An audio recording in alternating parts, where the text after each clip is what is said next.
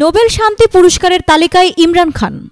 প্রতিবেশী দেশের সঙ্গে চলমান উত্তেজনা প্রশমনে গুরুত্বপূর্ণ ভূমিকা রাখায় পাকিস্তানের প্রধানমন্ত্রী ইমরান খানকে নোবেল শান্তি পুরস্কারের যোগ্য প্রার্থী হিসেবে তুলে ধরেছে যুক্তরাষ্ট্রভিত্তিক একটি অলাভজনক সংবাদ প্রকাশনা প্রতিষ্ঠান।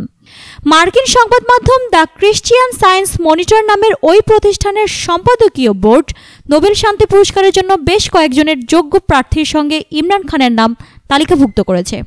পাকিস্তানের ইংরেজি দৈনিক এক্সপ্রেস ট্রিবিউনে এক প্রতিবেদনে এই তথ্য জানানো হয়। দ্য ক্রিশ্চিয়ান সায়েন্স মনিটর নিজেদের দৃষ্টিতে নোবেলের শান্তি পুরস্কারের জন্য যোগ্য প্রার্থীর আগাম তালিকা প্রকাশ করেছে।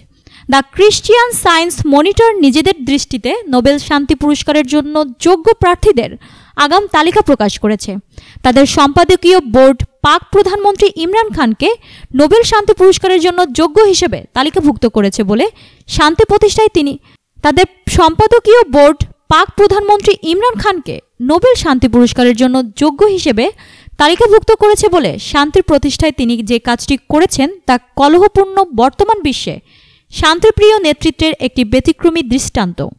The Christian Science Monitor Imran খানকে নোবেল পুরস্কারের জন্য যোগ্য বর্ণনা দিয়ে লিখেছে, শান্তি প্রতিষ্ঠার নিদর্শন হিসেবে পাক প্রধানমন্ত্রী ইমরান খান নিজের সীমানায় বিমান ভূপাতিত করে আটক পাইলট অভিনন্দন বর্তমানকে ভারতের কাছে হস্তান্তর করলে বিদ্যমান পরিস্থিতির নাটকীয় পরিবর্তন ঘটে। দেশটির প্রথাগত রাজনৈতিক আচরণের সঙ্গে তার এমন সিদ্ধান্ত অনেকটাই আশ্চর্যের।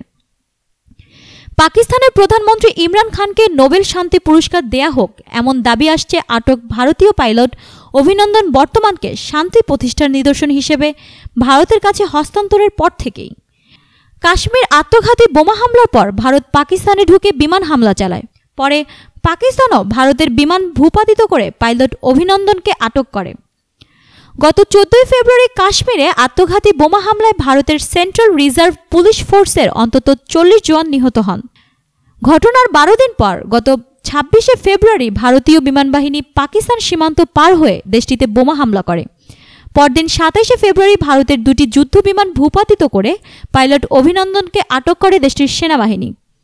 বিমান হামলা ও পাল্টা হামলার মুখে দুই পারমাণবিক শক্তিধর দেশের মধ্যে বিদ্যমান পরিস্থিতি যখন একটা অবশ্যম্ভাবী যুদ্ধের দিকে এক পা বাড়িয়ে দিয়েছে, ঠিক তখনই পাক প্রধানমন্ত্রী ইমরান খান দেশটির সংসদে ঘোষণা দেন শান্তি প্রতিষ্ঠার নিদর্শন হিসেবে আটক পাইলটকে মুক্ত করে ভারতের কাছে হস্তান্তর করা হবে। বিশ্লেষকরা যখন আশঙ্কা করেছিলেন দীর্ঘদিনের প্রতিদ্বন্দ্বী দুই দেশ একটা যুদ্ধের দিকে এগোচ্ছে, তখন ইমরান খান শুধু এমন ঘোষণাই দেননি, পরদিন আটক পাইলট অভিনন্দন বর্তমানকে ভারতের কাছে হস্তান্তর করে পাকিস্তান কর্তৃপক্ষ।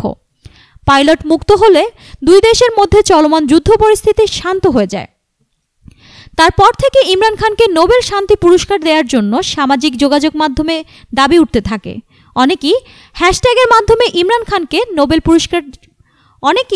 হ্যাশট্যাগের মাধ্যমে ইমরানকে নোবেল শান্তি পুরস্কার দেওয়ার জন্য জোরালো দাবি তোলেন। এবার যুক্তরাষ্ট্রের প্রভাবশালী এই সংবাদ মাধ্যমটিও তাদের নোবেল তালিকায় ইমরানের নাম অন্তর্ভুক্ত করল। এতক্ষণ ফ্রিকি নিউজের সঙ্গে থাকার জন্য ধন্যবাদ।